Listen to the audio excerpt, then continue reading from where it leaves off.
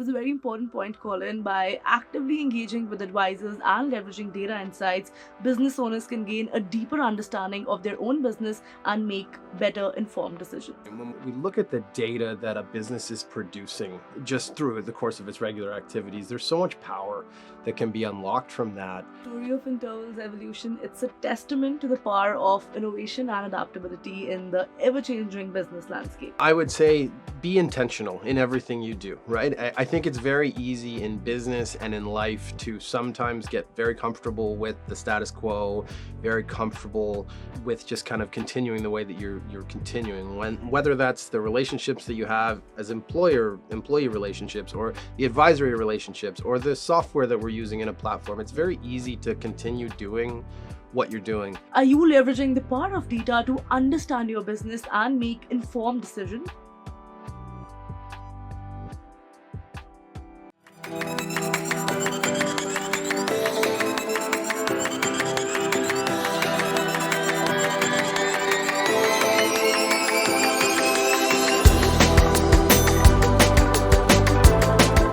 Hi, this is Kripa and welcome to the CanadianSME Small Business Podcast, where we explore innovative solutions and strategies that empower small and medium-sized enterprises to thrive in today's data-driven world. Data-driven decision-making is becoming increasingly crucial for business success. According to a recent study by Deloitte, data-driven organizations are 23 times more likely to acquire customers, 6 times as likely to retain customers, and 19 times as likely to be profitable as those who don't prioritize data. Joining us today is Colin Szemenyei, co-founder and CFO of interVal, a leading SaaS platform that empowers businesses with automated insights to unlock opportunities and drive growth. Colin's expertise in leveraging AI and data analytics to enhance decision-making makes him a very valuable resource for Canadian entrepreneurs. Today, we'll discuss how business owners can demand more from their advisors and leverage data to understand their business, explore the challenges and benefits of life inside a startup, and delve into the complexities of leading a business in 2025. So, let's dive in. Colin, welcome to the podcast. How are you doing today? I'm doing very well. Thank you for having me here today. It's our absolute pleasure. Now, Colin, your experience as a co-founder of a successful SaaS platform and your passion for empowering businesses with data-driven insights. First of all, it makes you an invaluable resource for our listeners.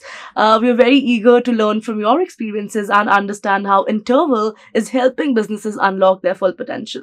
Now, Colin, many business owners rely on professional advisors for guidance, correct? But they may not be fully leveraging the power of data to understand their business performance and also make informed decisions. Now, how can business owners demand more from their advisors and become more data-centric, especially in their approach of managing their business? Go ahead. Yeah, I think it's a great point. When we look at the data that a business is producing just through the course of its regular activities, there's so much power that can be unlocked from that if we know how to kind of interpret it and look into the right places. And then, so that it really does come back to that relationship. And I kind of want to go back to the start of your question there, which is that they really are relying on their professional advisory network to support them. And that's whether it's their accountant or their wealth manager or their banker, or their lawyer, kind of, that breadth of advisors surrounding them. And really empowering those advisors to have meaningful conversations through the data is really the starting point to all of this for me. When I look at, again, the power that data can unlock, it really only does that if we've got an advisor that can then meet them in that conversation and connect with them, kind of using that data as the connective tissue. Yeah. So our belief at interVal is that the best way that we can help the business owner is let's empower the advisors to have really meaningful conversations, really timely conversations that support the business's objectives. But because the advisor has kind of had some greater visibility into what that data is trying to tell us, whether there's some risks or there's some opportunities associated with that business, the data can help us see that. But so often we find advisors, they're constrained by either time or resources or labor. We see, CPA graduation rates are lower than they've ever been. And similar to all these other ancillary industries, there's fewer and fewer advisors trying to serve more and more businesses. Right. So how can we supercharge those advisors so that they can meet the business owner in their day-to-day and provide really, really valuable and timely advice that supports the business's journey? That's how I see it. So certainly the business owner can and should be demanding this level of kind of service from their advisors, but unlocking the power of those advisors, allowing those advisors to be more human and provide the advice that we know they're capable of doing is really the starting point. Definitely. And you know how they say that data and the numbers, they reveal a hidden story that usually people don't notice. That was a very important point, Colin. By actively engaging with advisors and leveraging data insights, business owners can gain a deeper understanding of their own business and make better informed decisions. Now, interVal's platform empowers businesses with automated insights to unlock opportunities and drive growth. Can you elaborate on how interVal leverages AI and data analytics to provide actionable intelligence and enhance data, decision-making capabilities for SMBs out there? Yeah, I love the way that you finished that question where it's something actionable, right? Yeah. Because data without kind of that level of depth to it can be just noise, right? I mean, running a business is already a challenging thing, and there's a lot of information to ingest and parse through. Yeah. So just adding more data to that isn't really helpful. And even might go a step further and say adding insights to it isn't necessarily helpful unless there's an actionable element to it, an actionable component to it. So what we believe at interVal is that it's really critical that we go a step further than that we really start to turn this data and insights into meaning. So I look at an example. Okay, pure data is what's my current ratio? Okay, that's great. That's helpful to know. That's a financial metric that is useful in a silo. An insight on that is your current ratio is higher than your peers in your industry. So therefore you might have greater liquidity. Still more helpful than just the raw data, but not all the way there. What's really powerful is if we can now say, because I know that your current ratio is higher than your peers, there's additional liquidity on the balance sheet. Well, that means excess working capital that might be able to be extracted in a tax efficient way. So let's have a conversation with your accountant about how we can go about doing that. And then further, let's have a conversation with your wealth manager about how we can then put that excess to work for you in a more efficient way. So taking it a few steps further than just the pure data is really what provides value to the business owner. So that's what we do at interVal, is that level of depth and insight into it, so that there's something that can actually carry forward from that. Advisor and business owner both better off for it because we know where to look, when to look. Exactly. Right. Wow, that's a very powerful tool, Colin. By providing access to real-time data and automated insights, interVal empowers businesses to identify trends, actionable challenges, and make proactive decisions. Now, you mentioned that interVal's journey to becoming a tech startup was accidental, right?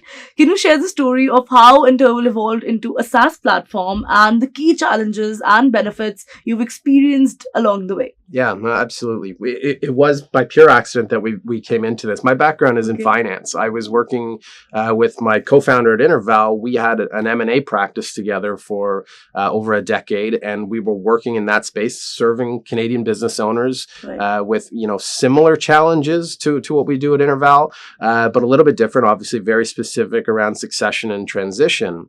And what we found in that business was that a really good starting point was the data, and let's dive in there. And valuation certainly was a part of that, but a lot of the other kind of underlying health metrics for that business were really important for us in a consulting world.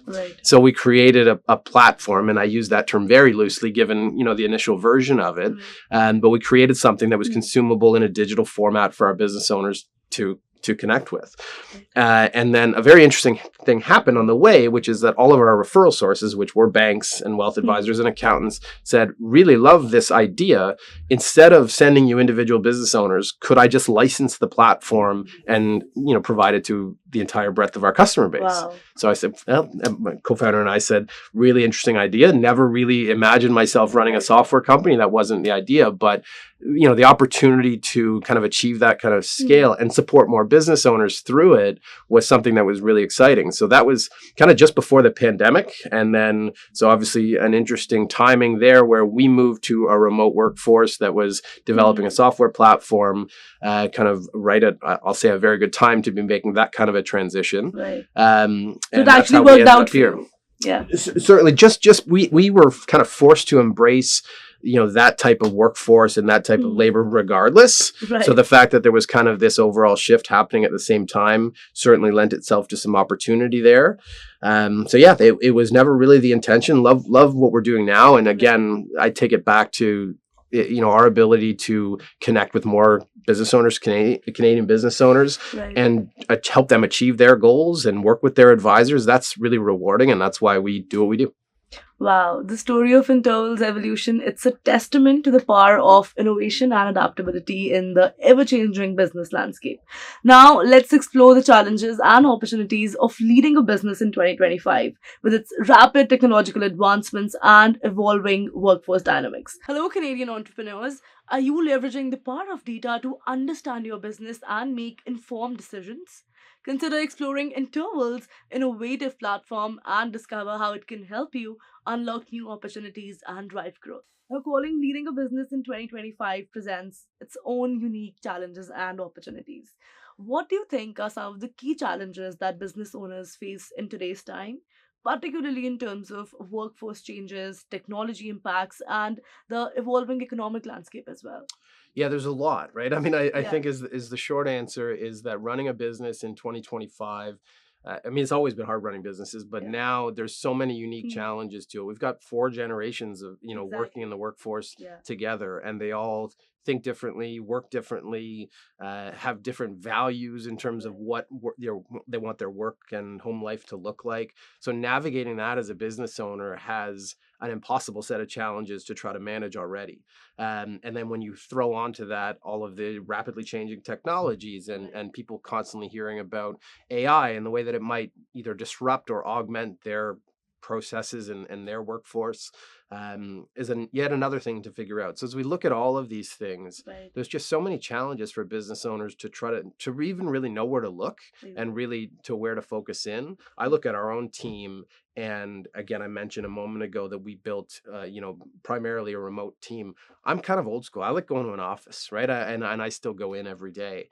And there were times in the past couple of years where we talked about, should we bring everyone back together?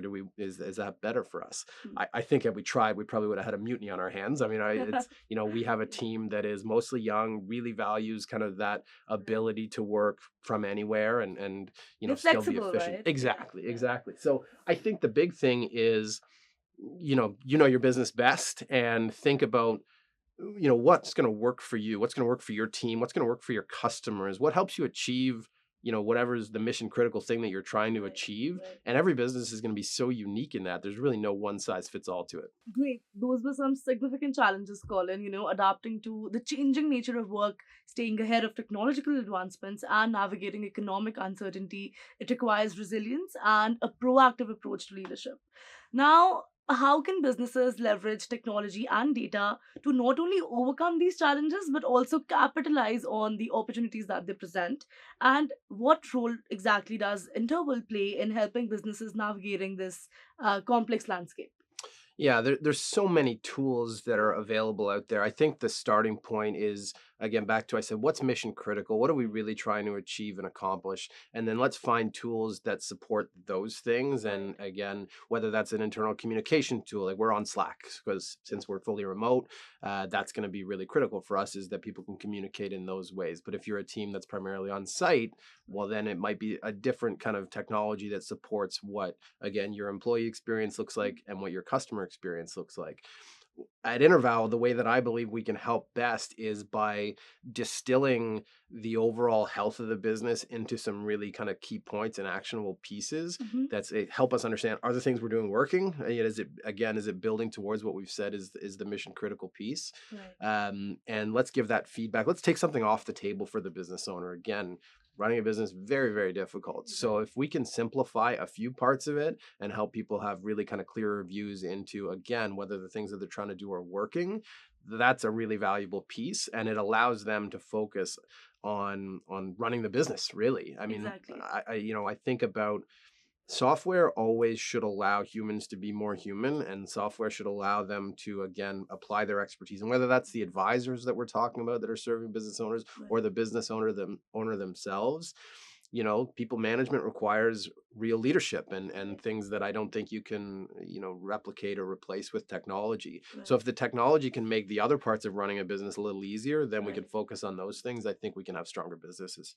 No, very true, because as a business owner, you're often juggling between so many hats that you're trying to do everything yourself, right? But that's a very valuable perspective. By embracing technology, fostering a data driven culture, and seeking expert guidance, businesses can position themselves for success in today's environment. Now, calling your insights on leveraging data for business success, navigating the startup journey, and leading a business in 2025, they've been pretty incredibly valuable. If there's one key message that you would want listeners to, take away from our discussion today, what would it be and why?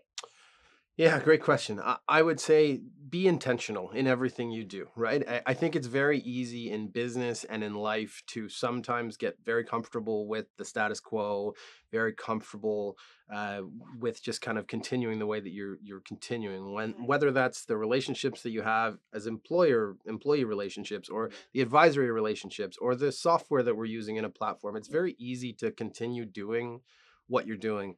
Always be intentional with regards to, does it support what you're really trying to do? And if you're running a business in Canada, maybe that's to generate, wealth for your family for generations. Maybe that's to create a legacy in the Canadian business economy. Maybe that's to create jobs, right? But either way, let's be intentional with what we're trying to do and make sure that the decisions we're making around that, and again, whether that's the advisory relationships or the software that we're using or whatever, Mm. supports that view.